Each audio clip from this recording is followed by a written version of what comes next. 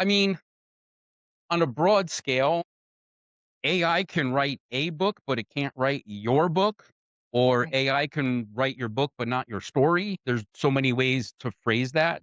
I feel on the smaller scale of saying writing projects, if someone is hiring you to, hey, I need some blog posts during the month, I need some social media posts, I need these things.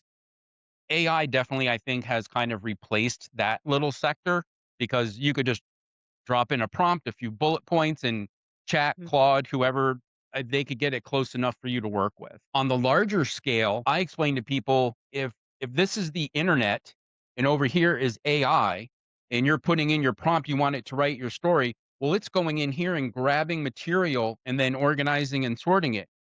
But it can't grab your story and material because it's not here in the internet yet because you haven't done it. So how can AI grab your story and produce it? It can't.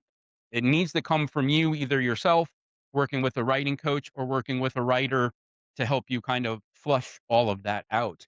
I personally feel, uh, AI is kind of like, to me, I kind of associate it as like a writing group. I might go to my writing group of 7 people and be like, "Can you help me with this chapter? Can you help me with these scenes? Can you give me feedback? What's working? What's not working? Should I change the title?" Whatever, and I can get feedback from them. Well, it's the same thing. I could just put it in chat and say, "Where are there any plot holes? Where does the story lose pace? What in this does not move the story forward?" And it could give me all that. It's not writing it for me. The same way I wouldn't go to my writing group and say, "Hey, I want the 7 of you to rewrite this for me." Right. They're not gonna do it.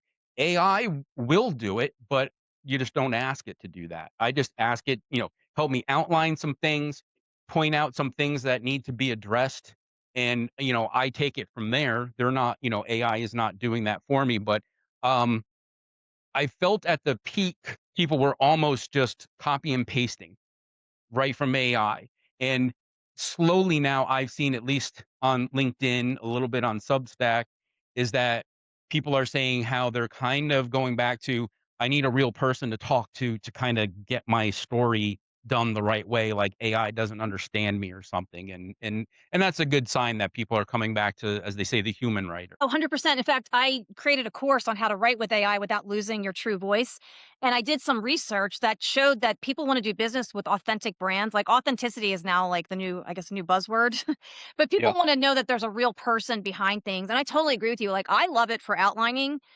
So when I'm writing a book for someone, after we do that first interview and I gather all the information and what we want to include in the book, I just put it in there and say, hey, organize this in a logical way that's going to make sense to a reader. And then it's great for that kind of stuff, for outlining. But, when I'm working with someone and writing their book, I record the calls, I get a transcript, and I use that to help me write the book in their voice because Yeah. that's the human factor. And that's what people really want now.